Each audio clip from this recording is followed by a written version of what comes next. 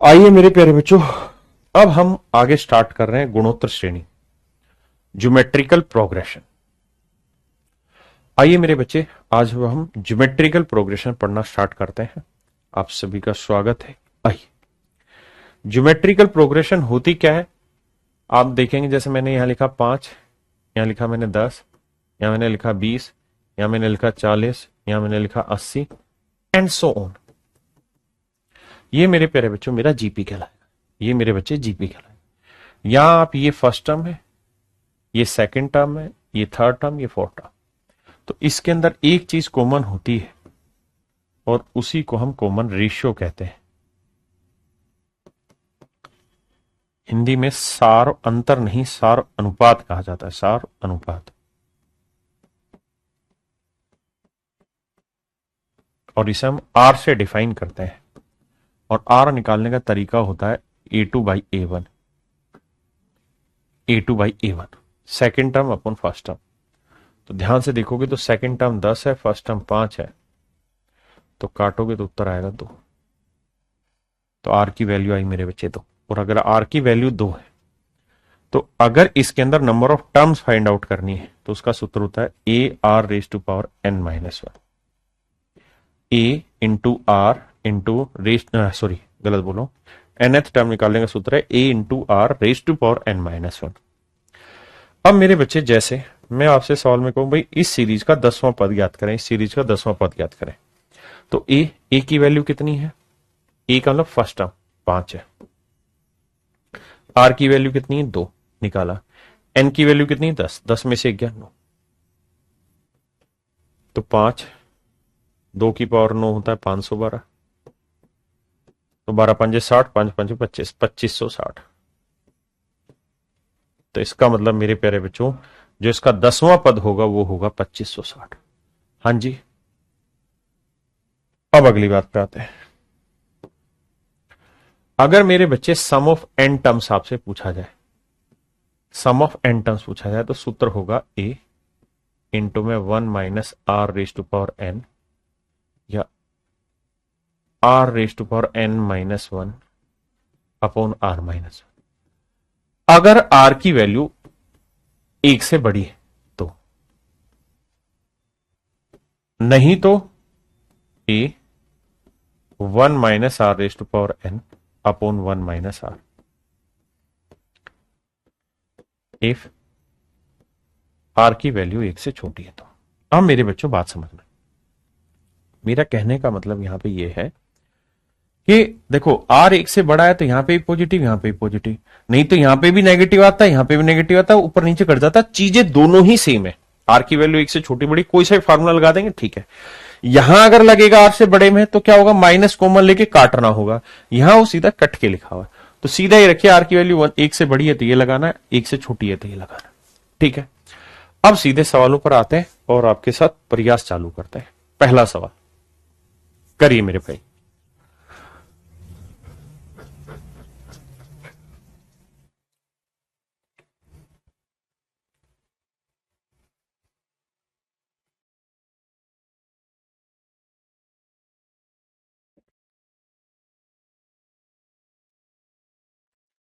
आइए मेरे दोस्तों, ध्यान से मेरी बात सुनिएगा मेरे प्यारे बच्चों। फर्स्ट टर्म दे रखी है कितनी? -4। कॉमन रेशियो निकालना है, होता है second term upon first term. काटोगे तो आएगा मेरे बच्चे 2।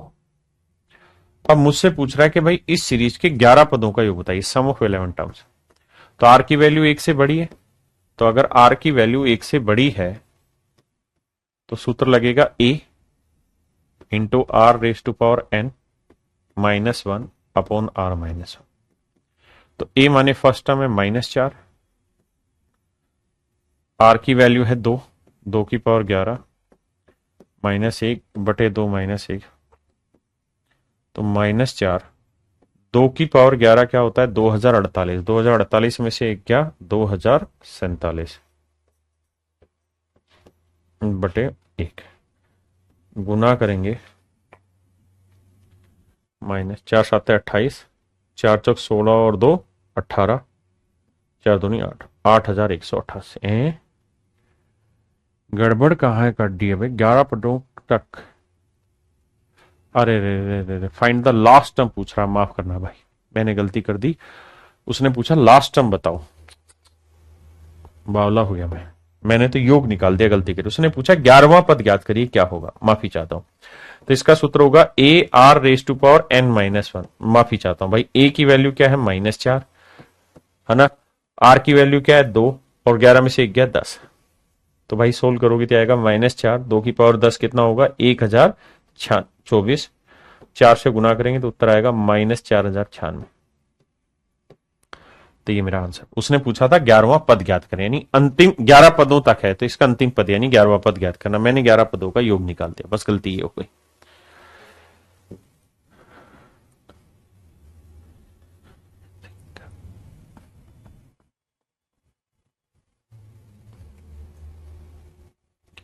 देखिए मेरे भाई, इस सीरीज की अगर हम बात करें तो फर्स्ट टर्म है 16, बिल्कुल शानदार। आर की वैल्यू निकालें तो second term upon first term, second upon first काटोगे तो आएगा 1/2, यानी आर की वैल्यू 1 से छोटी है। तो कह रहा है कौन सा पद 1/16 है, तो मान लेते हैं एनवा पद। एन का वा पद का सूत्र A R raise to power N minus one. ये है मेरे भाई 1/16। अब ए की वैल्यू क्या है 16, आर की वैल्यू क्या है 2, 1/2, 1/2 की पावर एन माइनस वन बराबर 1/16। अब मेरे भाई 16 को बटे ले आएंगे तो ये आएगा 1/2 की पावर एन माइनस वन, और ये 16 16 256 हो जाएगा। आप कहें भैया बिल्कुल ठीक है, ये 1/2 की पावर एन माइनस वन और 256 को क्या लिखेंगे 1/2, 2 की पावर कितना होता है 8। तो मेरे भाई जब बेस सेम है, इक्वल का साइन है, तो माने n-1 बराबर 8 है, तो n का काहे नहीं वैल्यू बता दे रहे हैं, 9 होगा, 8 और 1 9। तो आंसर आ जाएगा मेरे प्यारे बच्चों 9। क्या आंसर आएगा मेरे भाई 9।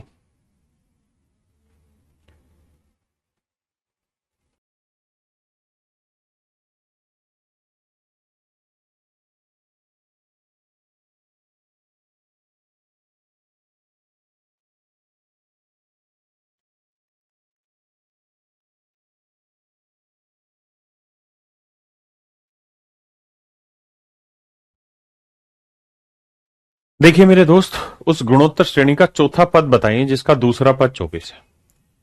कहता है जी फोर्थ टर्म बतानी है मेरे भाई। तो फोर्थ टर्म निकालने का सूत्र होगा A R raise to power N minus one, तो 4 में 1 गया 3, इसकी वैल्यू बतानी है। कहता है जिसका दूसरा पद 24 और पांचवा पद 81। पांचवा पद हो जाएगा A R raise to power N minus one, 5 में से 1 गया 4, ये वैल्यू 81 है।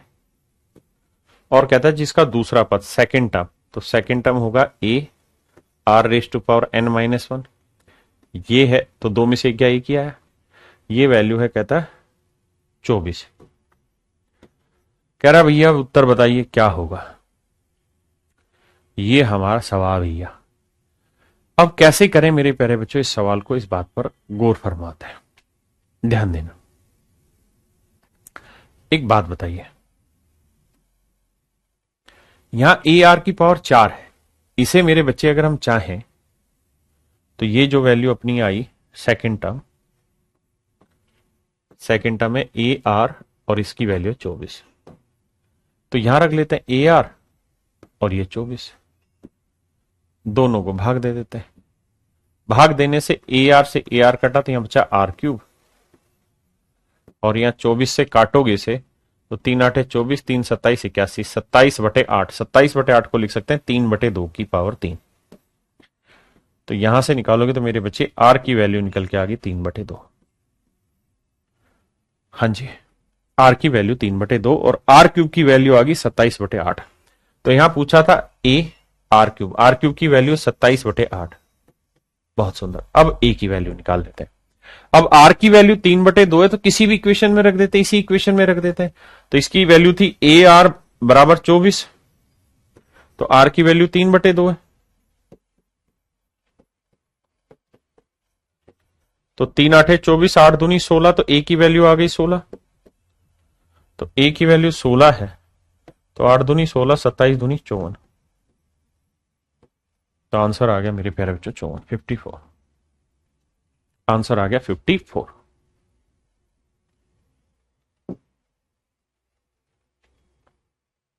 करिए मेरे भाई सीरीज।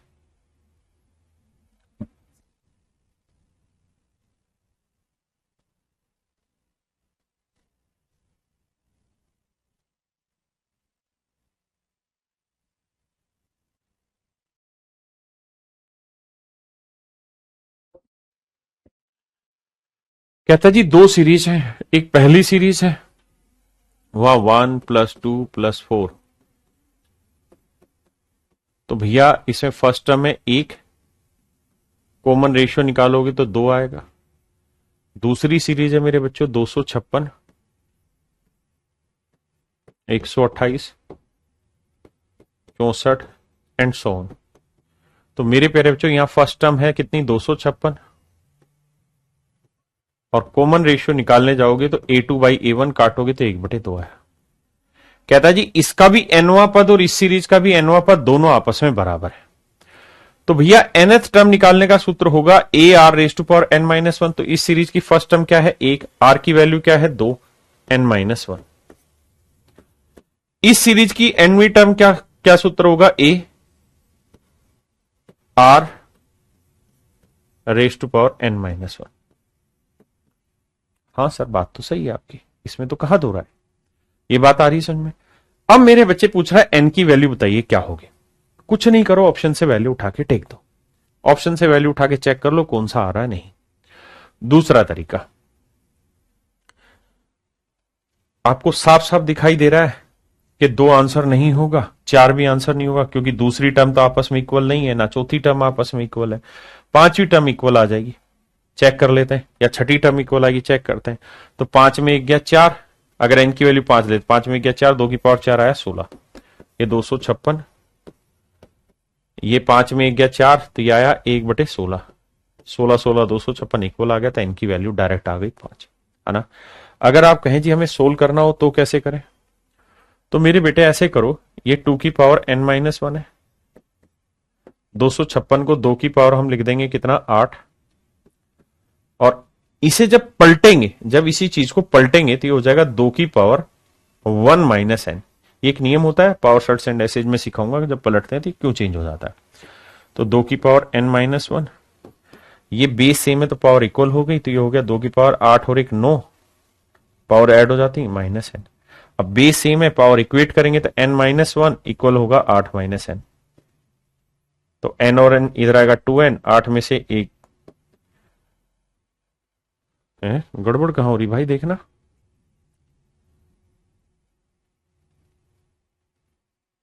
दो बटे एक लिखेंगे तो -n आ जाएगा, ये 1 आ जाएगा, ठीक है। अच्छा यहां गड़बड़ कर दी ना हमने, जब जोड़ेंगे तो 8 और 1 कितना आएगा 9, तो ये आना था मेरे बच्चे 2 की पावर 9 - n, माफी चाहता हूं। तो यहां पे भी आएगा फिर 9 - n, तो ये 2n और 9 और 1 10 आ जाएगा, तो n की वैल्यू आ जाएगी 5। n की वैल्यू आ जाएगी 5, सॉरी नहीं नहीं, ये है मेरे प्यारे बच्चों जीपी का। अगर हमें डिटेल करना, वरना शॉर्ट में वहीं से हम ऑप्शन से वैल्यू रुक लेंगे या वहीं पे एजम्पशन कर लेंगे, उससे भी हमारा आंसर आ जाएगा। ठीक है जी। अब कह रहे हैं गुणोत्तर श्रेणी के तीसरे और 8वें पद का, तीसरा पद और 8वां पद का जो प्रोडक्ट है वो 243 है, तो तथा चौथा पद 3 है, फोर्थ टर्म जो है वो 3 है। तो फोर्थ टर्म क्या होगी AR3, ये 3 है। भाई हमें ये समझना है कि nवीं टर्म निकालने का सूत्र होता है AR⁻n-1। तो अगर मैं चौथी टर्म निकाल रहा हूं तो n की जगह 4 रखूंगा, 4 में 1 गया 3, तो AR3 आ गया। हाँ जी। तो कह रहा है 7वां पद निकाल के बताइए क्या होगा, 7th टर्म निकाल के बतानी क्या होगी। 7वां टर्म क्या होगा AR⁻n-1, तो 7 में 1 गया 6, इसकी वैल्यू में निकालनी। अब ये बताओ T3 होना है AR², और T8 हो जाएगा मेरे बच्चे AR⁻7n-1 करें। आपने कहा ये भी बात सही है सर, इक्वल टू 243।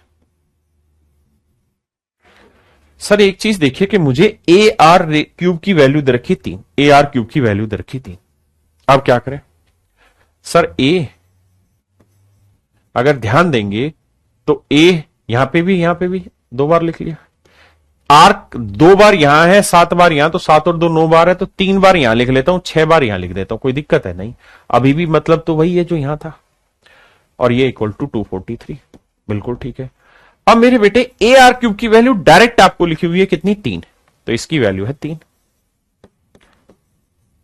ये 7 2 9, तो ये 3 था, तो ये 6 आएगा, तभी तो 6 और 3 9 होगा, आर की पावर 7 और 2 9, और ये आया ए आर की पावर 6 इक्वल टू 243। 3 से काटेंगे इसे तो ये आएगा 3 8 24, 3 एकम 3, तो A R raise to power 6 की वैल्यू 81 आएगी, और असलियत में आपको चाहिए भी यही था, A R raise to power 6, तो आंसर आएगा 81। ऑप्शन ए मेरे बच्चे आपका आंसर हो जाएगा।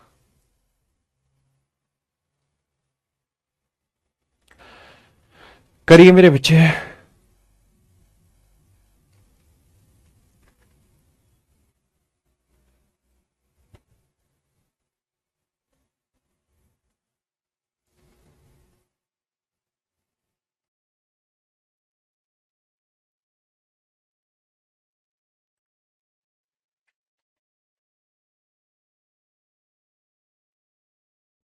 आइए मेरे दोस्त, कहता है यदि एक गुणोत्तर श्रेणी का पहला, दूसरा और 8वां पद इतना है, तो एक बात समझिए, अगर ए, बी और सी तीन एपी में टर्म है, 3 एपी में टर्म है, तो मैंने बताया कि हमेशा ये होगा कि मिडल टर्म का डबल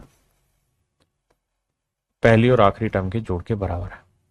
लेकिन मेरे प्यारे बच्चों, ए, बी और सी 3 टर्म ऐसी हैं जो जीपी में, ज्योमेट्रिकल प्रोग्रेशन में, तो नियम ये रहता है कि इनके बीच का रेशियो सेम होगा, तो इन 2 टर्म का रेशियो क्या हुआ, बी बाई ए, इन 2 टर्म का रेशियो क्या होगा, सी बाई बी। जब इसे सोल्व करेंगे तो बी को बी से किया बी स्क्वायर, और ए को सी से किया ए इंटू सी। यानी मोटी बात यह है कि अगर ये जीपी में है तो मिडल टर्म का जो स्क्वायर है वो पहली और आखिरी टर्म का प्रोडक्ट के बराबर है, अगर ये एपी में है तो मिडल टर्म का डबल पहली और आखिरी टर्म के जोड़ के बराबर है। हाँ जी, अब देखिए मेरे भाई ध्यान से, मिडल टर्म क्या है, एक्स की पावर के, तो मिडल टर्म का जो स्क्वायर होगा वो पहली टर्म एक्स की power -4 into last term x की पावर 52 के इक्वल होगा, इनके प्रोडक्ट के इक्वल, तो यह है एक्स की पावर 2 के, और यहां देखेंगे तो मेरे बच्चे बेस सेम है, और इंटू का साइन है तो पावर ऐड होंगी, तो 52 में 4 गया 48, तो आप देखेंगे 2k की वैल्यू आ गई डायरेक्ट 48, और k की वैल्यू निकालोगे तो ये आएगी 24 है। देखना भाई कहां गड़बड़ कर दिए भाई, यदि ये गुणोत्तर श्रेणी में है x-4 52 एक्स की पावर, ओहो पढ़ी सवाल गलत लिया, ये पहला टर्म है, ये दूसरा टर्म है, और ये है भाई 8वां टर्म, यहां गलती कर रहा था, ये 8वां टर्म है, माफ करना, फर्स्ट सेकंड और एथ टर्म की बात हो रही है, मैंने फर्स्ट सेकंड और थर्ड टर्म मान लिया, ये गलत माना हुआ है, लेकिन आगे के लिए ध्यान रखिए, अगर इसी सवाल में ये कहता है कि 3 कंजुगेटिव टर्म है जो जीपी में, तो इस तरह से होता है, लेकिन मैंने गलत माना था। कह रहा जी फर्स्ट टर्म है एक्स की पावर के, बहुत बढ़िया, सेकंड टर्म है मेरे बच्चे अरे फर्स्ट टर्म है एक्स की पावर -4, सेकंड टर्म है एक्स की पावर के, और मेरे प्यारे बच्चों एट्थ टर्म जो है वो सवाल में कह रहा है क्या है, एक्स की पावर 52। मैं माफी चाहता हूं, वो मैंने गलत बता दिया था। अब हम सवाल में के की वैल्यू फाइंड आउट करने जा रहे हैं, T8 था वो, T3 नहीं था। अब बताइए सोच के कैसे किया जाए।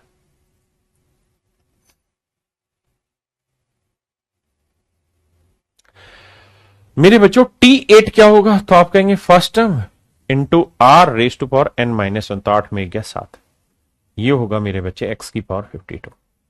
आप कहेंगे बिल्कुल ठीक है।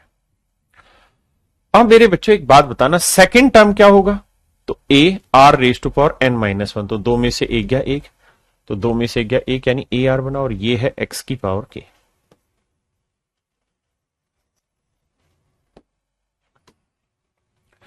अब मेरे प्यारे बच्चों ये बताओ फर्स्ट टर्म क्या दे रखी है, एक्स की पावर -4, आर की वैल्यू मुझे निकालनी है और ये है एक्स की पावर के। क्या आप सहमत है? आपने कहा जी बिल्कुल सहमत है, कोई दूर दूर तक की लड़ाई नहीं है इस बात में, अपने को कति बात पल्ले पड़ रही है। क्लियर है? बिल्कुल ठीक है। तो मेरे बच्चे आर की वैल्यू क्या हो जाएगी?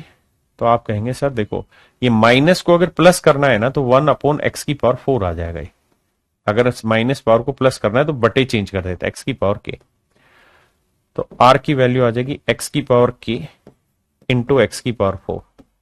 तो आर की वैल्यू आ जाएगी एक्स की पावर के प्लस 4। बिल्कुल। अब मेरे प्यारे बच्चों ए की जो वैल्यू है वो है एक्स की पावर -4, इस वाली इक्वेशन में रख रहा हूं। आर की वैल्यू है ये, तो यहां तो मुझे आर की पावर 7 करना है, तो इसकी पावर 7 करेंगे तो ये आ जाएगा एक्स की पावर 7 के, इसको इसकी पावर 7 करेंगे तो 7 के 7 चौक 28 और बराबर एक्स की पावर 52। अब देखनी है यहां से, यहां बेस सेम है तो पावर ऐड हो जाएंगे, तो ऐड करेंगे तो 7 के 28 में से 4 गया मेरे भाई 24 और यहां है एक्स की पावर 52। अब इक्वल का साइन है, बेस दोनों में एक्स है, तो इसका मतलब ये तभी संभव होगा जब 7 की प्लस 24 इक्वल होगा 52 के। तो देखो मेरे भाई 7 के 24 उधर जाएगा, माइनस का तो बचा 28, तो के की वैल्यू यहां से निकालोगे कितनी आएगी? निकल के 4। ये आएगा मेरे प्यारे बच्चों के की वैल्यू, ये होगी मेरे दोस्त के की वैल्यू। ठीक है जी।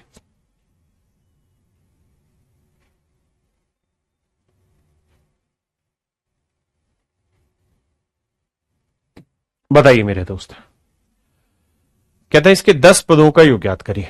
तो मेरे बच्चे फर्स्ट टर्म निकालेंगे तो सीधी रखिए 10, कॉमन रेशियो निकालेंगे तो second term upon first term, तो 20/10 करेंगे, कॉमन रेशियो कितना निकल के आएगा? 2। कह रहा है जी इस सीरीज के पहले 10 पदों का जोड़ बताइए, सम ऑफ 10 टर्म बताइए।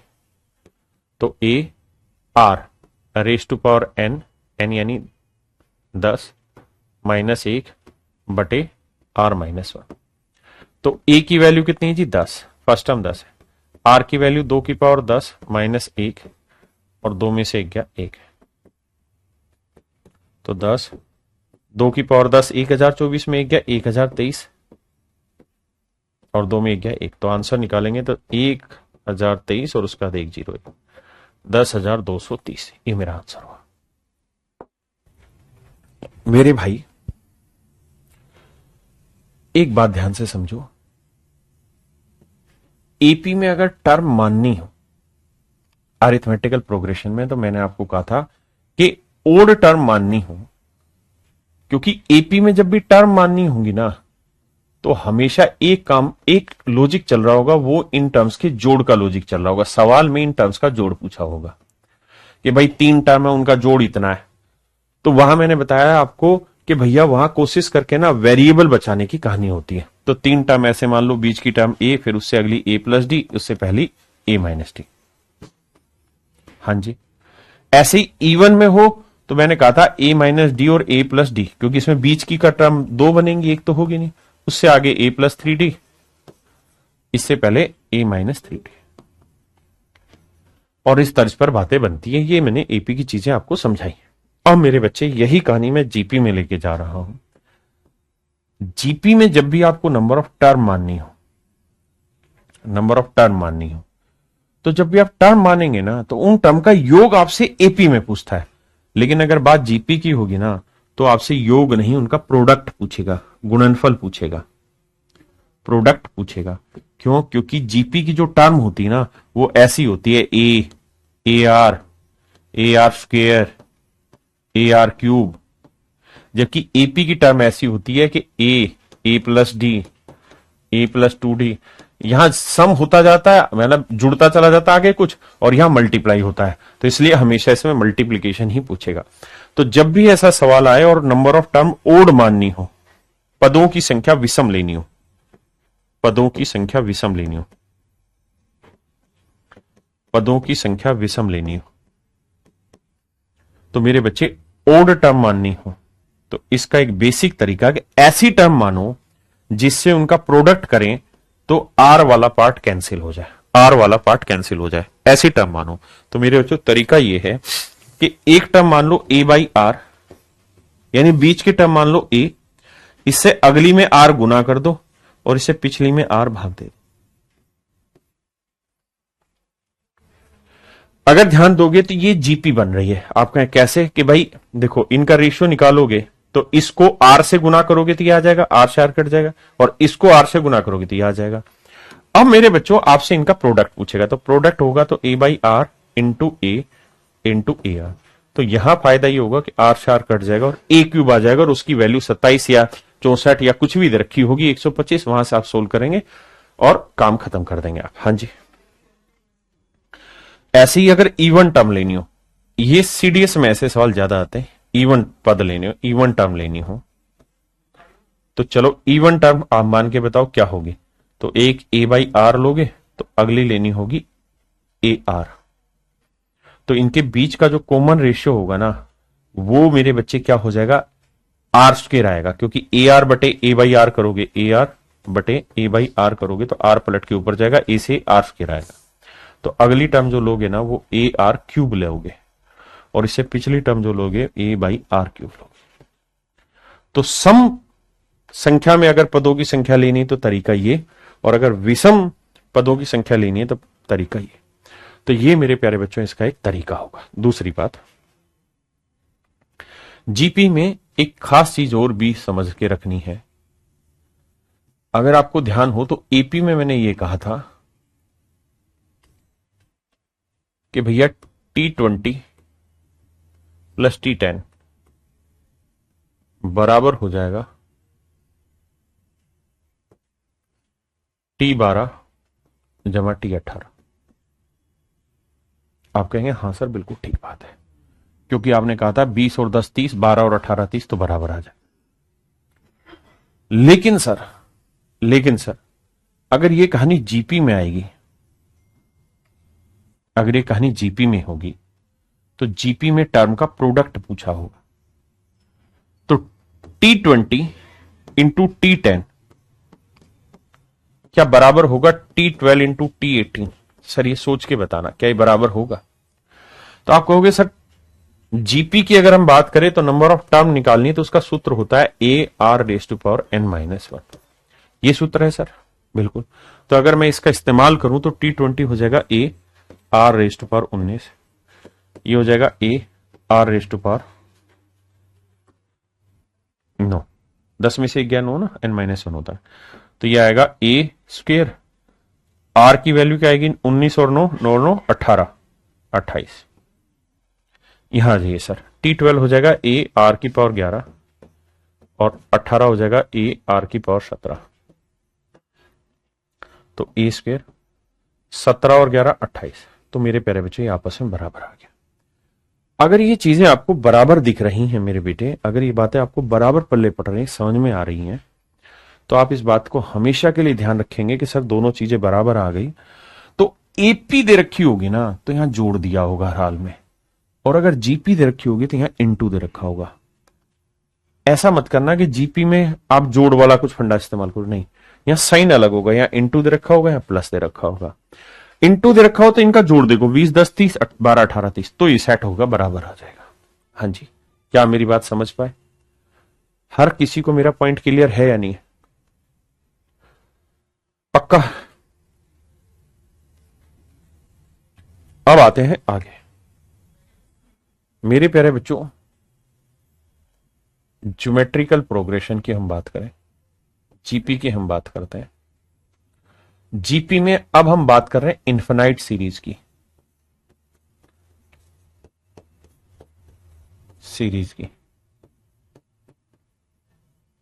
अनंत पदों की, कि अगर किसी ज्योमेट्रिकल प्रोग्रेशन में अनंत पद दे रखे हों फिर क्या हो। And R is less than 1, R 1 से छोटा हो, आर छोटा हो 1 से, आर 1 से छोटा हो तब।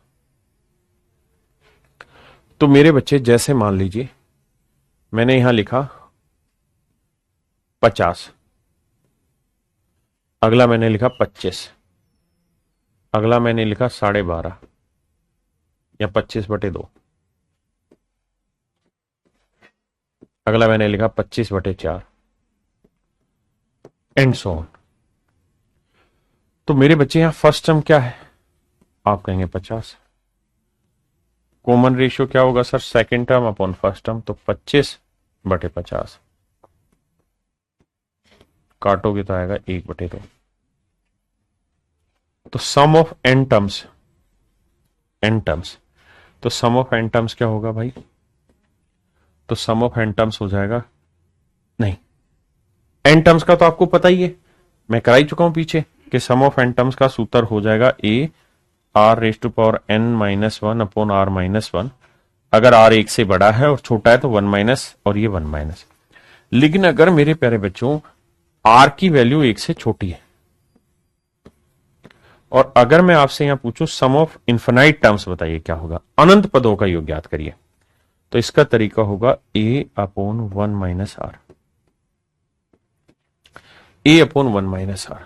आप कहेंगे ओके, ये क्या है सर, ये है अनंत पदों के योग का सूत्र। सूत्र कैसे बना उस पर हमें नहीं जाना, हम रिसर्चर स्टूडेंट नहीं है, हम कॉम्पिटेटिव एग्जाम के स्टूडेंट हैं। तो फर्स्ट टर्म क्या है 50,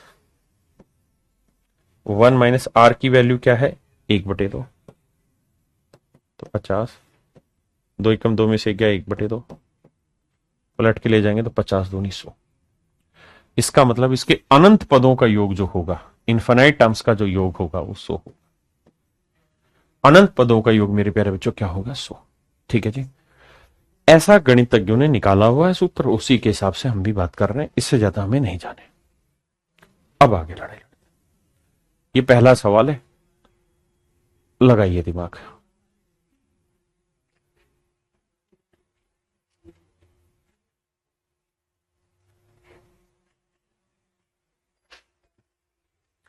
ये तो नॉर्मल हो गया क्वेश्चन, इसको करिए कि एन पद होगा, अरे ये भी नॉर्मल ही है।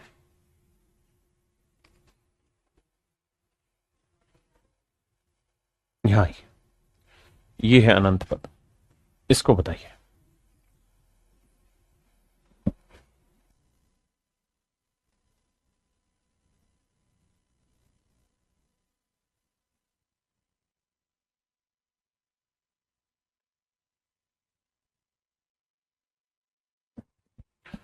देखिए मेरे बच्चे, कहानी समझना, इस कहानी को ट्रेस करना,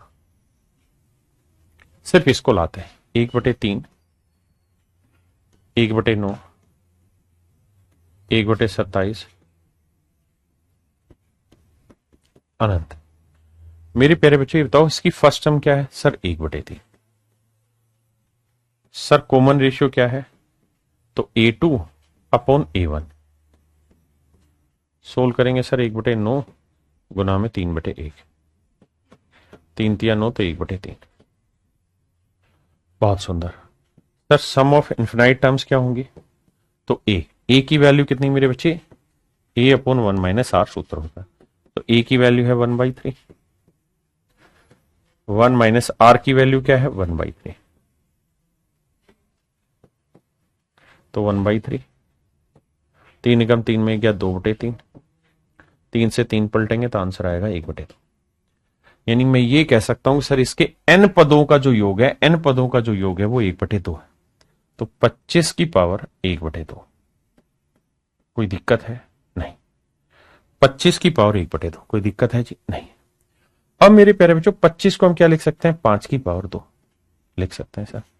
इस पूरे की पावर 1/2, 2 से 2 कटा तो आंसर आ गया 5।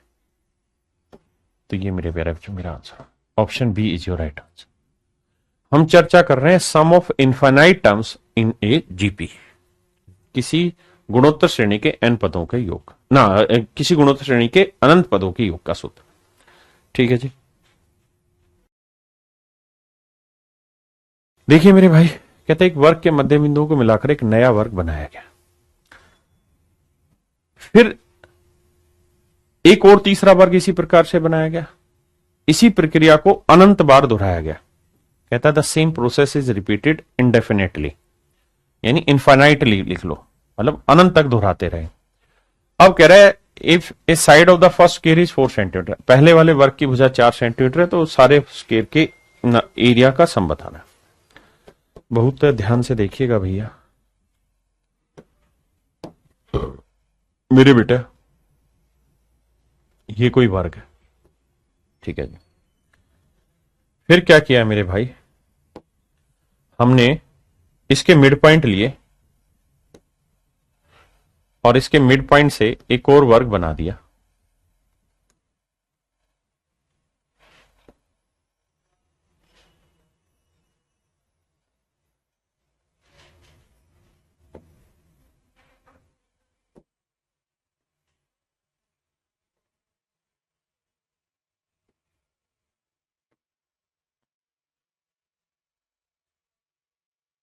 ऐसे इसके मिड पॉइंट लिए,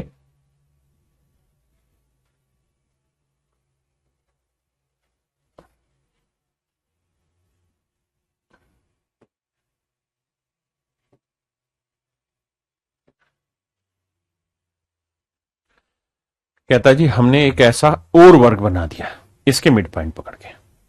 तो भाई जो ओरिजिनल स्क्वायर था उसकी साइड की लेंथ थी 4 सेंटीमीटर, तो इसका जो ओरिजिनल स्क्वायर था उसका एरिया कितना था 16। भाई स्क्वायर का एरिया क्या होता है 4 का वर्ग 16। अब कहता है जी हमने इसके मिड पॉइंट पकड़े, इन दोनों साइड के मिड पॉइंट ले लिए, हर एक साइड का मिड पॉइंट लिया, तो ये लेंथ कितनी होगी 2। आपने कहा ओके, ये लेंथ भी कितनी होगी 2, क्योंकि पूरी 4 है, मिड पॉइंट है 2।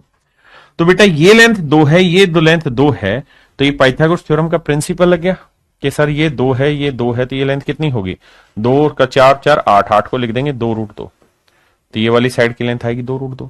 यानी ये जो वर्ग बना है ना, इस वर्ग की भुजा होगी 2√2।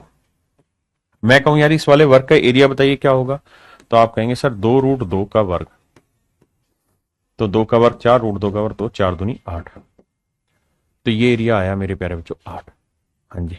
अब कह रहा है जी हमने इसके भी मिड पॉइंट ले लिए, अब हमने इसके भी मिड पॉइंट ले लिए, तो भाई इनके मिड पॉइंट लिया, तो इनको समझाने के लिए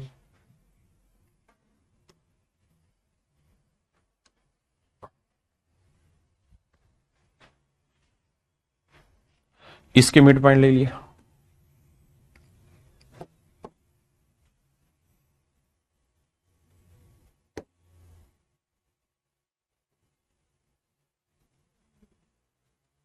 ऐसे इसके मिड पॉइंट लेके एक वर्ग बना दिया, फिर से कहता है इसके मिड पॉइंट लेके एक वर्ग बना दिया, फिर इनके मिड पॉइंट लेके वर्ग बना दिया, फिर ऐसे इनके मिड पॉइंट लेके बना दिया, और कहता है ये प्रक्रियाएं अनंत तक चलती रही, अनंत तक चलती रही। तो इस तरीके से जितने भी स्क्वायर बनेंगे उन सारे ही स्क्वायर के एरिया का सम बताना है क्या होगा, इन सारे ही स्क्वायर के एरिया का सम बताना है क्या होगा। तो मेरे बच्चे कहने का मतलब मोटी बात यह है कि पहले वाले स्क्वायर का एरिया 16 था, तो अगले का 8, तो यहां से समझ में आ गया आधा हो रहा है, तो इससे अगले का 4 होगा, उससे अगले का 2 होगा, उससे अगले का 1 होगा, उससे अगले का फिर 1/2 होगा, और ये प्रक्रिया अनंत तक चलती रहेगी। तो इस सीरीज की फर्स्ट टर्म क्या आ गई 16। अगर मैं कहूं कॉमन रेशियो बताओ तो 8/16, काटोगे तो 1/2, तो सम ऑफ अनफाइनाइट टर्म का जोड़ क्या होता है जी a/1 - r। फर्स्ट टर्म है जी 16, r की वैल्यू 1/2, तो 16, 2 एकम 2 में गया 1/2, 16 दूनी 32, तो आंसर आया मेरे प्यारे बच्चों 32। आंसर आया मेरे बच्चों 32, यानी इसके अनंत वर्गों का योग जो होगा वो 32 होगा। तो यही मेरे बच्चे मेरे सवाल का सही उत्तर था, तो 32 इज योर राइट आंसर। अब बात करते हैं कि इस सवाल को पेपर में सो ट्रिक में कैसे करें। तो सर सो ट्रिक का सूत्र सीधा इन्फिनाइट टर्म से आएगा। ये देखो पहले वाले वर्ग का एरिया क्या होगा 16, क्योंकि साइड दे रखी 4, तो 4 का वर्ग 16। उसके बाद क्या करो 1 माइनस हर एक वर्ग का आधा होता जाता है हमेशा ही, तो बस ये निकाल दो, आंसर आ जाएगा 32 सीधा। याद रखना है जो भी पहले वाले वर्ग का एरिया हो बटे में 1 माइनस 1/2, यानी 1/2 आएगा, उसका डबल कर देंगे, सीधा आंसर आ जाएगा। आप कहो जी क्या सारे सवाल ऐसे आएंगे, नहीं आएंगे यार, कुछ अलग भी आएगा। जैसे ही आ गया करो इसे।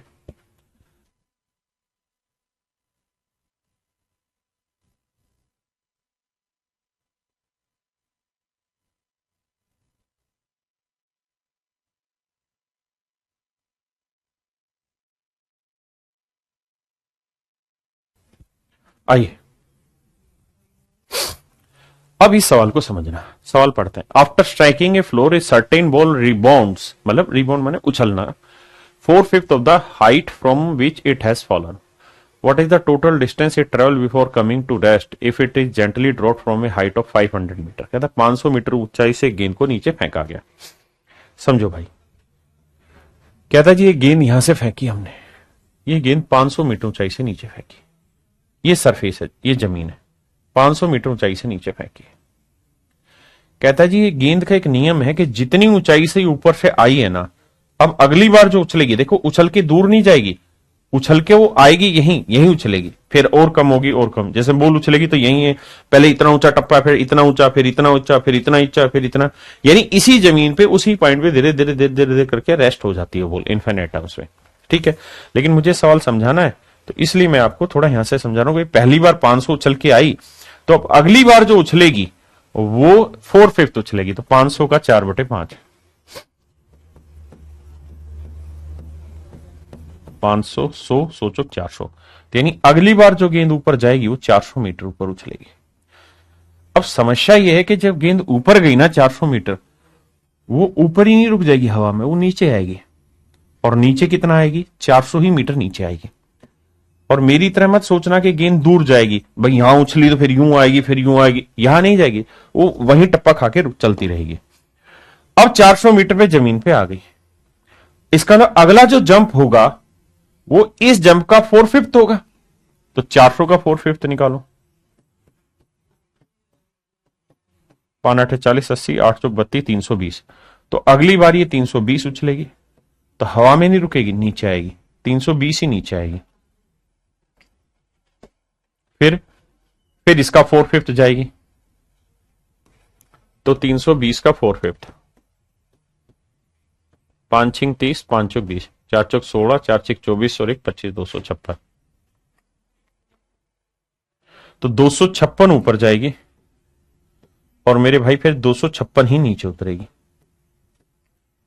फिर इसी तरह से ऊपर जाएगी 4/5, फिर आएगी, फिर आएगी, फिर जाएगी नीचे, और ऐसे धीरे धीरे करते अनंत पदों में रेस्ट हो जाएगी। हमें यहां ज्यादा साइंस वाला दिमाग नहीं लगाना, कब होगी क्यों होगी, बकवासी नहीं, सीधा सवाल पे फोकस।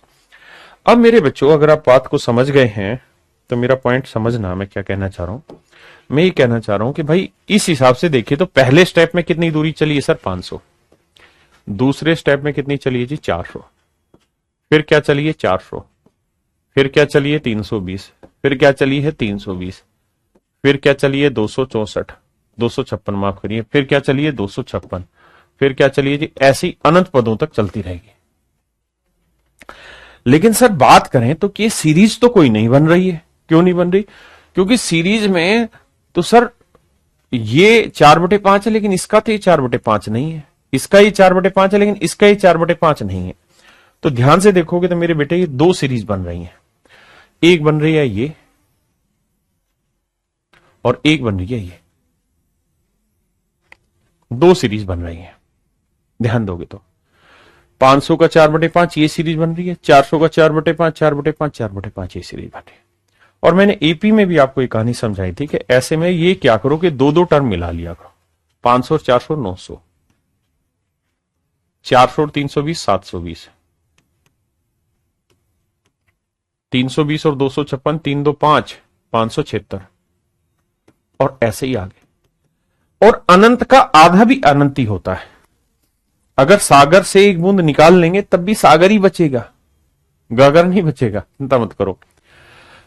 तो मेरे बच्चे अब देखोगे ना तो इसका अभी भी 450 रेशियो आएगा, जो उसने एक्चुअल बोला वो आया। तो फर्स्ट टर्म हो गई मेरे बच्चे 900, कॉमन रेशियो निकालने की जरूरत नहीं क्योंकि सवाल ने दे रखा 4/5। तो कितनी डिस्टेंस चली अनंत पदों में, वो फार्मूला लगा देते हैं सम ऑफ इनफाइनाइट टर्म्स का, a/1 - r।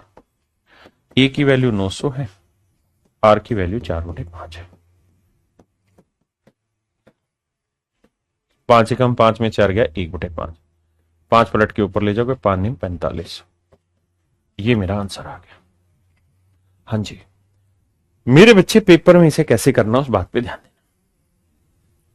पेपर में नियम बना लो क्या, कि भाई अनंत पदों का योग का सूत्र तो हमको पता है a/1 - r, लेकिन मेन लड़ाई ये है कि फर्स्ट टर्म होगी क्या। तो सर उसके लिए नियम ये रहेगा आपको हमेशा के लिए ध्यान, कि पहली बार गेंद ऊपर से नीचे आई, यहां से आई और फिर ऊपर गई, इतने में कितनी दूरी चली। यानी ऊपर से नीचे फेंकी है तो ऊपर से नीचे और फिर ऊपर गई, कितनी दूरी चल गई, तो 500 और 400 900 मीटर। ये हमेशा ही आपकी फर्स्ट टर्म हो जाएगी 900 मीटर। कैसे निकालें सर, 500 तो दे ही रखा है, अब 500 का 4/5 और लिख लो, काटोगे तो 4 4 500 900 सीधा, ये आ गई first term. 1 minus R, R की वैल्यू 4/5 है। सोल्व करेंगे भाई 900, 5 एकम 5 में 4 गया 1/5, 5 से पलट के गुना करो, 5 नियम 45, तो आंसर आएगा 4500। यानी गेंद ने 4500 मीटर की दूरी ट्रेवल की है। बस ये शॉर्ट ट्रिक है।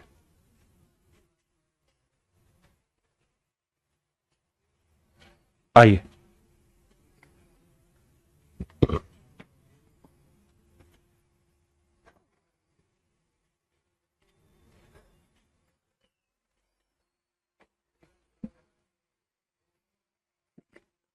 आइए मेरे दोस्तों, कहते हैं यदि सतह से टकराने के बाद गेंद अपनी पिछली ऊंचाई का 4/5 ऊपर उठता है, तो भाई सम ऑफ इनफाइनाइट टर्म्स का सूत्र होगा A/1 माइनस आर। आर की वैल्यू तो 4/5 दे ही रखी, मेन है ए निकालना। तो ए निकालने का सूत्र यह कि कितनी ऊंचाई से फेंकी गई है, 120 मीटर, प्लस में 120 का 4/5,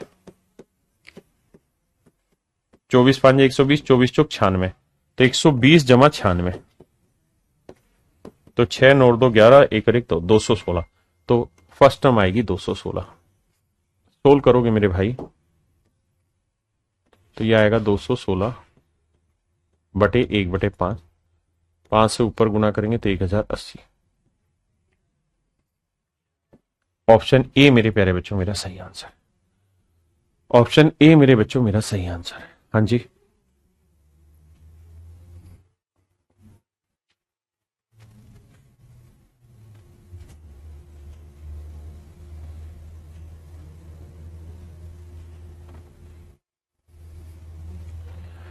यदि सतह से टकराने के बाद गेंद अपनी पिछली ऊंचाई का 2/3 ऊपर उठता है, यदि सतह से टकराने के बाद गेंद अपने पिछली ऊंचाई का 2/3 ऊपर उठता है, तो सम ऑफ इनफाइनाइट टर्म्स का सूत्र A/1 माइनस आर। आर की वैल्यू दे ही दी 2/3, ए की वैल्यू निकालनी है, तो कितनी ऊंचाई से गेंद फेंकी, 540 जमा 540 का 2/3, 18 3 54, 180 गुना 2 360, तो जोड़ेंगे तो आएगा 900, पूरा 900, तो 900, तो 900 बटे 1/3 गुना करोगे आएगा 2700, है ना आंसर। तो option B is your right answer मेरे बच्चों, ऑप्शन बी आपका बिल्कुल करेक्ट आंसर।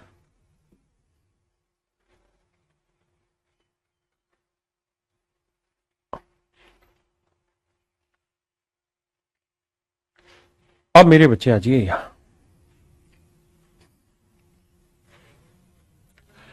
ये सिंपल एन टर्म वाले सवाल है, बताइए इसका आंसर क्या होगा।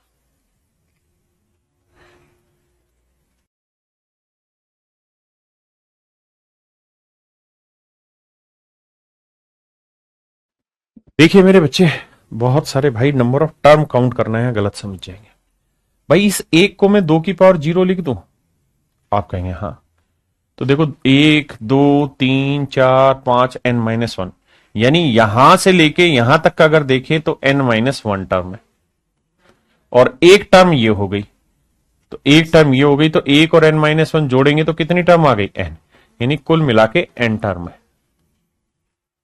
भाई मैं अगर ये कहूं कि 2 की पावर 0 हटा दो, इसके अलावा जो है 2 की पावर 1, 2 की पावर 2, 2 की पावर 8, इतना दे रखा, और मैं कहूं बताओ यार इसमें टोटल टर्म कितनी है, तो आप सीधा सीधा नहीं कहोगे सर 8 टर्म तो ये हो गई और एक टर्म ये, तो टोटल 9 टर्म है। तो n-1 टर्म तो ये हो गई, एक टर्म ये, तो n-1 प्लस 1 करेंगे तो सीधा n टर्म आ जाएंगे, और n टर्म आ गई तो इसकी फर्स्ट टर्म है 2 की पावर 0, फिर 2 की पावर 1, तो फर्स्ट टर्म है 2 की पावर 0, जिसे हम एक भी लिख सकते हैं। कॉमन रेशियो आप निकालोगे तो 2 ही आएगा। नंबर ऑफ टर्म आ गई n, तो सम ऑफ n टर्म्स का जोड़ बताना है, वो होगा a 2 की पावर 0 यानी a इंटू r raise to power n minus 1 upon r minus 1, ये 255। तो 2 की पावर n माइनस 1, 2 में से गया कि 255 ही है, ये माइनस 1 इधर जाएगा 256, 256 को लिखेंगे तो 2 की पावर 8 आएगा, 2 की पावर n, तो n की वैल्यू आएगी मेरे प्यारे बच्चों 8। डायरेक्ट है आंसर आ गया, ऑप्शन ए मेरे बच्चों ठीक आंसर। हाँ जी,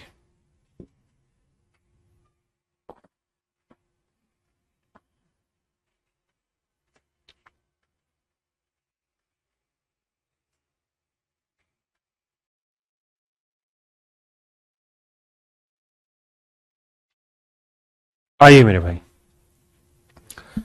इस सीरीज में देखेंगे तो फर्स्ट टर्म आ रही है मेरे बच्चों 2/9,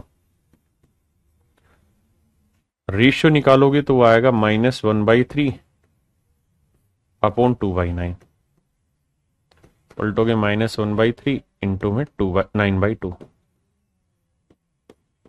तो आएगा -3/2, रेशियो आया -3/2। अब खुद सोचो, इसको -3/2 से करेंगे तो 3 से 3 घटा, माइनस से माइनस, प्लस 1/2 सीरीज बन रही है। अब कह रहा है कि इसके n पदों का योग 55/72 है, तो सम ऑफ n टर्म का सूत्र हो जाएगा n की वैल्यू हमें निकालनी a की वैल्यू 2/9 है, इंटू में 1 माइनस r है -3/2 की पावर 19 ना की power n, 1 minus r raise to power n upon 1 minus r, ये वाली वैल्यू है 55/72। अब ध्यान देना, देखो ये माइनस माइनस हो जाएगा प्लस, तो प्लस हो जाएगा 2 एकम 2 और 3 5, 5/2 आएगा। कहो तो सोल्व करके लिख दो, 2 एकम 2 और माइनस माइनस प्लस 3, 5/2, ये आया 5/2। इसको सिस्टमेटिक लिखोगे तो 2/9, ये 5/2 पलट के लिखोगे तो 2/5, यहां आएगा 1 minus -3/2 raise to power n 55/72। अब आइए और बड़े ध्यान से मेरी बात समझिए, जो कट रहा है उसे तो निपटा ही देंगे, 9 से काटेंगे तो 8 आ जाएगा, है ना, और 5 से कुछ कटेगा नहीं, तो ये सब पलट के वहां चला जाएगा, तो ये आएगा 1 माइनस में 3/2 की पावर n, 5 को 5 से गुना करेंगे तो 5 5 25, 5 5 25 और 2 27, और 2 दूनी 4 8 32, 275/32, 275/32 मेरे भाई, यहां तक कि मेरी बात समझ रहे हैं, बहुत सुंदर। अब मेरे बच्चों लड़ाई को आगे लेके चलते हैं।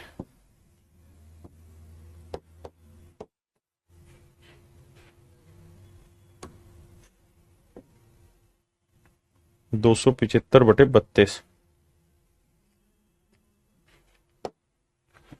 अब यहां से सवाल को either you can solve it by taking option, या फिर इसे सोल्व करेंगे तो ये उधर ले जाओगे, इसको इधर ले आओ, तो ये आएगा 1 माइनस 275/32, तो ये तो वैल्यू आ जाएगी नेगेटिव, तो बेटर तरीका ये है कि एक को उधर ले जाओ और ये होगा हर हाल में पॉजिटिव। अब यहां से n की वैल्यू टेक लो, अगर हम n की वैल्यू 5 लेते हैं तो ये आएगा माइनस माइनस माइनस प्लस, तो आंसर आ जाएगा।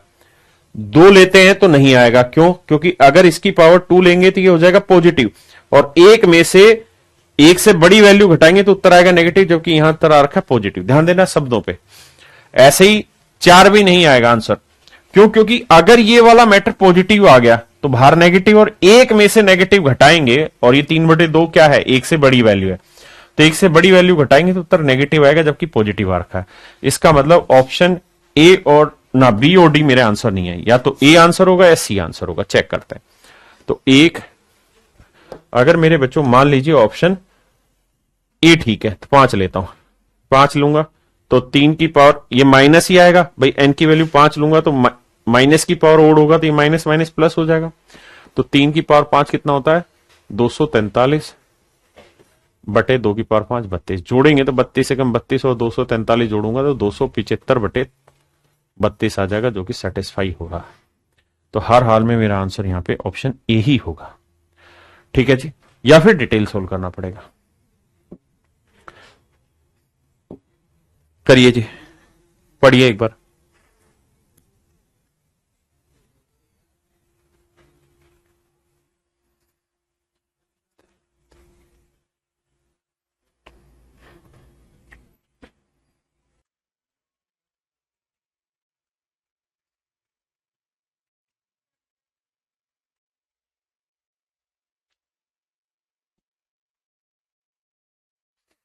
आइए मेरे बच्चे, सवाल में कह रहा है कि यदि एक आदमी अपने 4 मित्रों को एक पत्र लिखता है, ये आदमी है, इसने पहली बार 4 पत्र लिखे 4 दोस्तों को।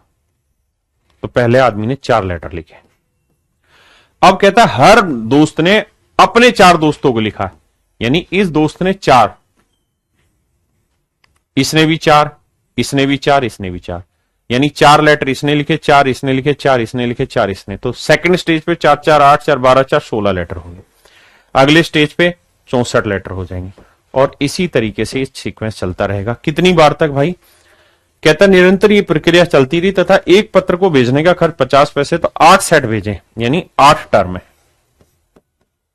8 टर्म है। तो बेटे ये बताओ फर्स्ट टर्म क्या है? 4। कॉमन रेशियो भी क्या आएगा? 4। 16 बटे 4 4 आएगा। तो सम ऑफ 8 टर्म निकालना है। सूत्र होगा first term into 1 minus R raise to power n। तो 4 की पावर 8 माइनस 1 बटे 4 माइनस 1। आपने कहा बात बिल्कुल सही है। यही हो ना भाई, टोटल 8 सेट तक पत्र भेजे हैं, तो सम ऑफ n टर्म्स होता है a r raise to power n minus 1 upon r minus 1। इसे सोल्व करेंगे तो यह आएगा 4 बटे आ जाएगा 3, और यह आएगा 4 की पावर 8 माइनस 1। अब देखिए 4 की पावर 8 माइनस 1 को कैसे सोल्व किया जाए। इसे 4 की पावर 2, 4 की पावर 4 की पावर 2 माइनस 1 लिख दो, तो कोई दिक्कत तो नहीं है, क्योंकि 4 दूनी 8 ही बना। और 4 की पावर 4 क्या होता है? 256 की पावर 2 माइनस 1 का वर्ग, क्योंकि 1 का वर्ग क्योंकि 1 ही है। अब मेरे प्यारे बच्चों फार्मूला लग गया ए स्क्र माइनस बी स्क्र, और वो होता है ए माइनस बी इंटू ए प्लस बी। ये सूत्र होता है। आपने कहा हाँ, तो ए स्क्र माइनस बी स्क्र हुआ ए माइनस बी इंटू ए प्लस बी। तो एक फार्मूला बनेगा ए माइनस बी इंटू ए प्लस बी। तो 256 में एक गया 255, और 256 में एक जोड़ा 257। तो इनका वैल्यू आया 255 गुना 257। तो इसे सोल्व करोगे तो आएगा 255 गुना 257। और सवाल में कह रहा है कि हर लेटर, यानी कुल मिला के इतने लेटर लिखे हैं, और कह रहा है जी हर लेटर को लिखने में 50 पैसे का खर्चा आता है। 50 पैसे के रुपए में बनाएंगे आधा रुपए, तो हर लेटर लिखने में भैया आधा रुपए का खर्चा आया है। तो इतने लेटर लिखने में कितना खर्चा आएगा भैया? कैलकुलेशन तो देखो माशाल्लाह है ही जबरदस्त। आओ देखो, 2 दूनी 4, 3 से कट रहा है, 3 8 24, 3 5 15। अब भाई गुना करेंगे तो यूनिट डिजिट तो हर हाल में 0 ही आएगा, क्योंकि 2 5 10 0 आ जाएगा, है ना। तो 85 दूनी आया 170 गुना 257। अब समस्या ये है कि 0 तो आएगा ही, और सातों सातों 49 9 भी आएगा। मेरे बच्चों अब इस सवाल को करने का केवल एक तरीका हो सकता है, और वो है कैलकुलेशन करो या तो। और कैलकुलेशन आसानी है भाई, 0 17 7 119 बचे 11 17 5 85, और 11 कितना हो गया भाई? 96। तो यह आया 6। तो यानी 690 जिसके आखिर में होगा वो मेरा आंसर है। तो वो यही ऑप्शन सी। या फिर दूसरा तरीका होगा मेरे प्यारे बच्चों, क्या? डिजिटल सम निकाल के इस सवाल को सोल्व करें। ठीक है, या तो डिजिटल सम निकाल के सोल्व करें, या फिर इस तरीके से। तो ये मेरे प्यारे बच्चों मेरे सवाल को करने का तरीका है। अब आपका जीपी पूरी तरह खत्म हुआ। अब मैं इनमें एपी, जीपी और एचपी के मीन के बारे में थोड़ी चर्चा कर देता हूं, जिसपे सवाल 1-2 बार पूछे गए हैं। एक शब्द होता है मेरे प्यारे बच्चों माध्य, मीन। जिसे माध्य कहते हैं। माध्य का ही एक दूसरा नाम औसत भी है, लेकिन यहां जो है वो भारी औसत है। तो मेरे प्यारे बच्चों आराम से सुनिएगा। एचपी हमारे सिलेबस का हिस्सा नहीं है। सीडीएस में एचपी आती है तो उतनी आप आसानी से कर लेंगे। अगर मान लीजिए मैंने कोई सीरीज दी थी 1/5, 1/8, 1/11 और मैं कहूं यार इसका 10वां पद बताओ क्या होगा, तो पहले क्या करो, इसे पलटो एपी में। 5, 8, 11 ये एपी में होगा। अब 10वां पद निकालना तो 10वां होगा a + 9d। तो a की वैल्यू 5 है, d की वैल्यू है 3, 9 × 27 और 5 32। तो इसका मतलब 10वां पद 32 है एपी में, तो एचपी में क्या हो जाएगा 1/32। तो ऐसे सवाल इसमें आते हैं सीडीएस में, तो वो आप आसानी से इतनी समझ के आधार पे कर लेंगे। अब हम आते हैं अरिथमेटिक मीन, ज्योमेट्रिक मीन और हार्मोनिक मीन पे। यानी समानांतर माध्य क्या होता है, गुणोत्तर माध्य क्या होता है, हरात्मक माध्य क्या होता है। देखिए यार, अगर कोई दो नंबर है ए और बी और मुझे इनका अरिथमेटिक मीन निकालना है, तो इसका सूत्र हो जाएगा a + b/2। यानी जितने आंकड़े उन्हें जोड़ो बटे 2 से भाग दे दो। अगर आंकड़े 3 हैं ए, बी और सी, फिर अरिथमेटिक मीन क्या होगा सर, a + b + c बटे 3। हाँ जी। ज्योमेट्रिक मीन में अगर आंकड़े 2 हैं तो इसका ज्योमेट्रिक मीन हो जाएगा रूट में जितने आंकड़े हैं, 2 आंकड़े तो 2 लिखो ए बी। अब यहां 3 आंकड़े ए बी सी, तो इसका ज्योमेट्रिक मीन हो जाएगा यहां 3 लिख के a × b × c। अगर यहां 10 आंकड़े होंगे तो यहां 10 लिखा जाएगा और सबका प्रोडक्ट। अरिथमेटिक मीन में सारे आंकड़े लिखो बटे 10 लिख देना, जितने भी आंकड़े हो। यानी समानांतर माध्य का मतलब है जितने आंकड़े उनका योग करो बटे आंकड़ों की संख्या। गुणोत्तर माध्य का मतलब जितने आंकड़े सबकी गुना करो और अंडर रूट में उतना ही नंबर यहां लिख दो। हार्मोनिक मीन में क्या होना है, पहले एचपी से एपी बनाओ, फिर अरिथमेटिक मीन निकालो, फिर अरिथमेटिक मीन का उल्टा कर दो। सवालों के थ्रू समझाऊंगा। पहले कुछ सवाल लेते हैं। आइए, कह रहा जी find the arithmetic mean of 7 और 13। तो 7 + 13 बटे 2 कर दो। 7 13 20 का आधा 10। कह रहा 12 और -8 का अरिथमेटिक मीन निकालो। तो 12 - 8 जोड़ लेना है बटे 2। 12 में 8 गया 4, 4 का आधा 2। ये मेरा अरिथमेटिक मीन आ गया। मैं कह रहा हूं जी इनका अरिथमेटिक मीन निकालो। तो क्या करेंगे, x - y + x + y। और आंकड़े कितने हैं, 2, एक ये और एक ये। तो y से y 2x बटे 2 से काटोगे तो x ही मेरा आंसर आ गया। अब कह रहे हैं मेरे बच्चे इनका ज्योमेट्रिक मीन a है, तो a का मान ज्ञात करिए। If a is the geometric mean of this and this, तो 2 आंकड़ों का ज्योमेट्रिक मीन निकालना है। तो जितने आंकड़े, 2 आंकड़े हैं तो यहां लिखो, उनका प्रोडक्ट करो 2 × 1/4। तो आंसर आएगा सर स्क्वायर रूट में 2, 1/2। इसी चीज को हम चाहें तो 1/√2 भी लिख सकते हैं। तो यहां ज्योमेट्रिक मीन हो जाएगा b। ठीक है जी। यहां जी इनका कहता है ज्योमेट्रिक मीन बताओ। तो कितने आंकड़े, 1 और 1 2, 2 × 8 16, 16 का वर्गमूल 4। मेरा आंसर हो गया। कह रहा है जी इनका अरिथमेटिक मीन बताओ। तो कितने आंकड़े, एक आंकड़ा यहां, एक आंकड़ा यहां 2। यहां a³ × b इंटू में a/b³। तो सोल्व करोगे तो ये देखो a³ और a गुना करोगे तो a⁴, b × b³ गुना करोगे b⁴। और इसका हमको निकालना क्या है मेरे भाई, हमको निकालना स्क्वायर रूट। तो स्क्वायर रूट निकालना है तो 4 का वर्गमूल 2 यानी a² और 4 का वर्गमूल 2 तो b²। तो ये आ जाएगा मेरे प्यारे बच्चों हमारा ज्योमेट्रिकल मीन। ज्योमेट्रिकल मीन, हाँ जी। कह रहा जी इनका ज्योमेट्रिकल मीन बताओ। तो सेम वही तरीका है, -8 गुना -2 गुना करोगे तो +16 आएगा और 16 का वर्गमूल +4। तो ये ज्योमेट्रिकल मीन है।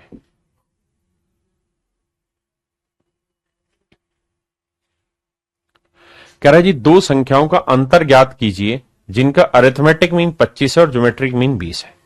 तो मेरे बच्चे अरिथमेटिक मीन का सूत्र होगा, दो संख्याएं a और b हैं तो उनको 2 से भाग दे देंगे। ये दे रखा है 25। और कह रहा है जी ज्योमेट्रिक मीन है 20। ये ज्योमेट्रिक मीन, अगर 2 नंबर a और b मान लें तो दोनों साइड स्क्वायर करेंगे तो a × b कितना आएगा भाई 400। और यहां सोल्व करेंगे तो a प्लस बी कितना आया 50। अब मेरे नन्हे मुन्ने बच्चों ऐसे दो नंबर ढूंढे जिन्हें गुना करें तो 400 आए और जोड़े तो 50 आए। तो ढक्कनों सीधा ही समझ में आ रहा है, 40 और 10, 40 और 10 50, 40 गुना 10 400। कह रहा जी इनका अंतर बताओ, तो 40 और 10 का डिफरेंस कितना होगा मेरे बच्चे 30। ये मेरे सवाल का सही उत्तर होगा। हाँ जी, आराम से समझो, फिर आगे चर्चा करेंगे।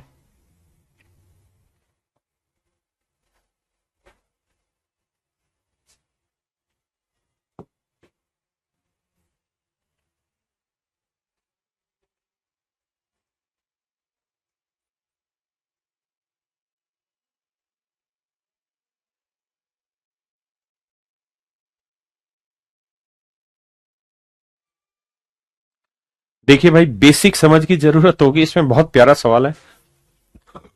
कह रहा जी A1B, ये अरिथमेटिकल प्रोग्रेशन में,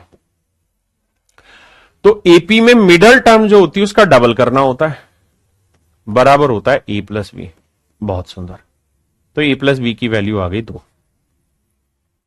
आगे कह रहा है 1AB, ये जीपी में। तो मेरे बच्चे, मैंने आपको बताया कि जीपी में जो मिडल टर्म होती है उसका वर्क करना होता है और बराबर करना होता है first term into last term. तो ए स्क्वायर की वैल्यू आ गई बी। पहले ये दो बात समझिए, ये दो बात समझिए, फिर आगे चर्चा करें। यानी पहली बात ये कि बी की जो भी वैल्यू लोगे उसका वर्क करना होगा, उसका मतलब ए की जो भी वैल्यू होगी उसका वर्ग बी होगा। यानी ए की जो भी वैल्यू लोगे उसका वर्क करने पे बी आएगा। तो ए का वर्क करने पे बी आएगा, तो 2 का वर्क करने पे 4, 4 का वर्क करने पर 1, नहीं ये नहीं होगा। -2 का वर्क करने पे नहीं आएगा, -2 का वर्क करने पे 4, ये ठीक है।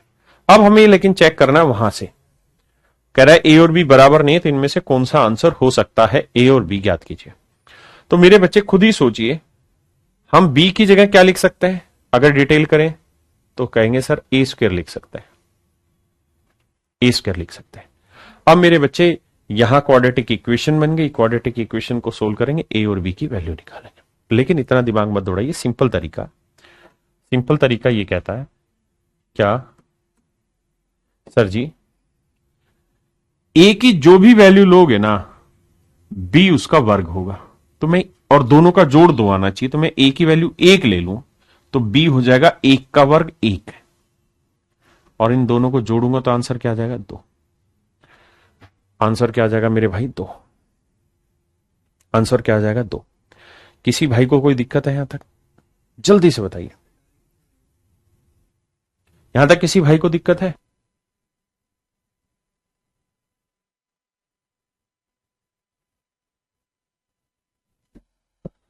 क्या मेरी बात समझ पाए?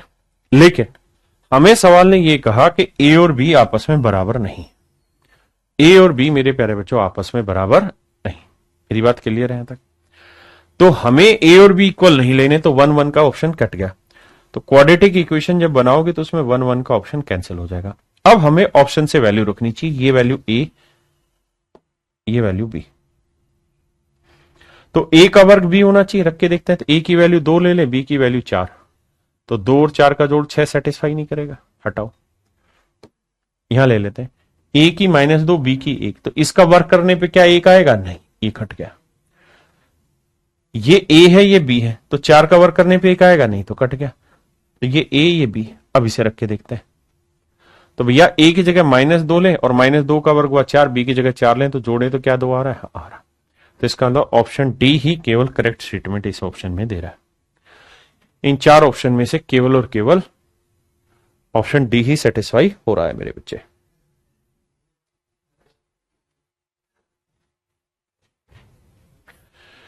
कहता है जी इन आंकड़ों का समानांतर माध्य ज्ञात करो।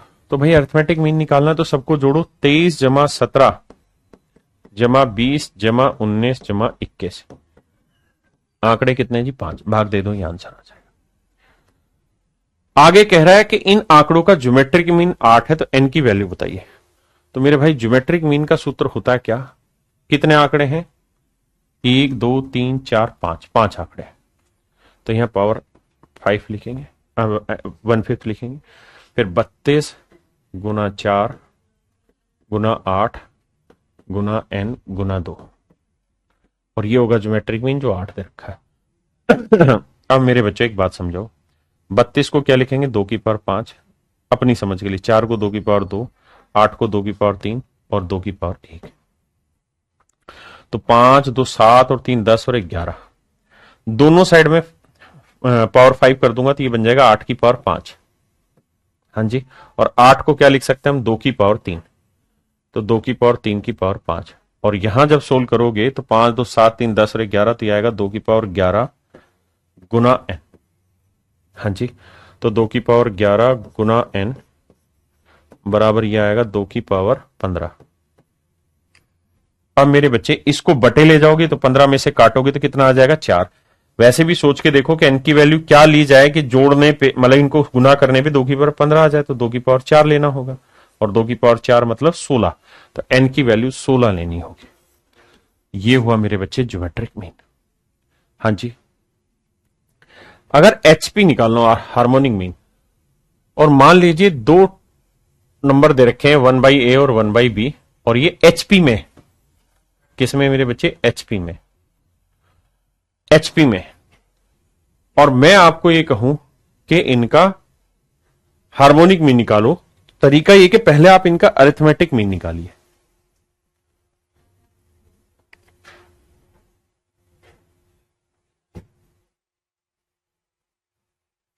जैसे मान लीजिए A और B दो नंबर है, और दो नंबर ये HP में, बड़े ध्यान से मेरी बात सुनना, बाकी चीज छोड़ दो। A और B दो नंबर है और दोनों हार्मोनिक प्रोग्रेशन में, सीडीएस वाले बच्चे।